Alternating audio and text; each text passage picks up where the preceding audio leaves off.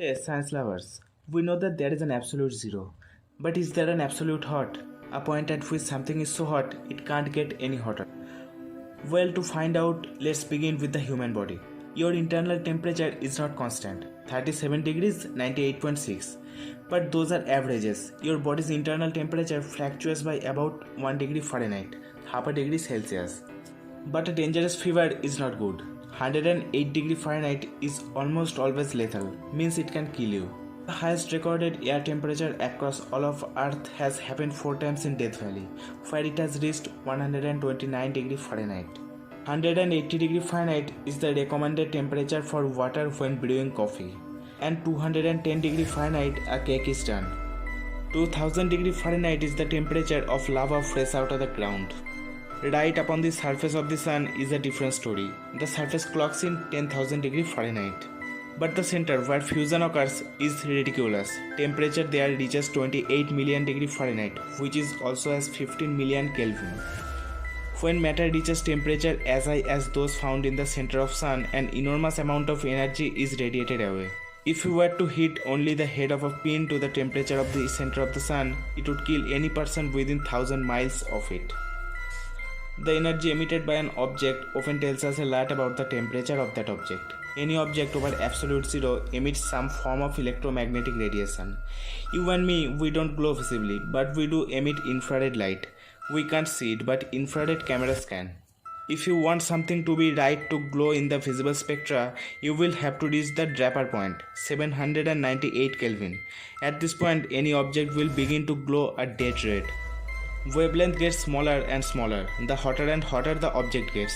It goes from radio waves to microwaves, up through infrared is visible, all the way to X-ray and gamma rays, which are created in the middle of the sun. At temperature as hot as the sun, matter exists in a fourth state, not solid, not liquid, not gas, but instead a state where the electrons wander away from the nuclei. It is called plasma. Now, most shockingly, our sun isn't even close to being the hottest thing in the universe. I mean, sure, 15 million Kelvin is pretty incredible, but the peak temperature reached during a thermonuclear explosion is 350 million Kelvin, which hardly counts because the temperature is achieved so briefly. But inside the core of a star 8 times larger than of our sun, on the last day of its life, as it collapses in on itself, you would reach a temperature of 3 billion Kelvin or 3 gigakelvin. But let's get hotter. At 1 terakelvin, things get varied. At 1 terakelvin, the electrons are not the only thing that wander away.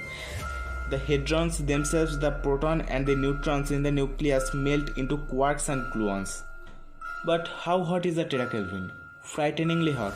There is a star named WR104, about 8,000 light years away from us.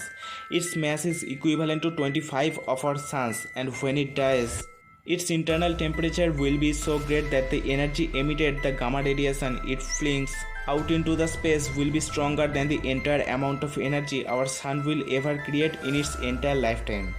Even though Earth is 4,702 trillion miles away, the energy it reaches would still be bad news. Exposure for 10 seconds would mean losing a quarter of Earth's ozone layer, resulting in mass extinction, food chain depletion, and starving. But here on Earth in Switzerland, scientists have been able to smash protons into nuclei, resulting in temperature much larger than 1 terakelvin. They have been able to reach the 2 to 13 exakelvin range. But we're okay, cause those temperatures last for an incredibly brief moment and only involves a small number of particles. The Planck temperature is 1.416784 into 10 to the power 32 Kelvin. At this temperature, the wavelength of light emitted by thermal radiation reaches the Planck length.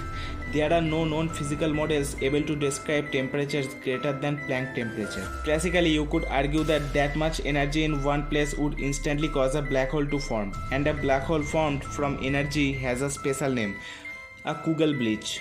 So basically, what I'm trying to say is, when you want to tell someone you like that you think they are hot, so hot that not even science can understand it, just call them a Kugelblitz. Finally, I would like to say that you have learnt a lot from this single video, so please like and do subscribe my channel.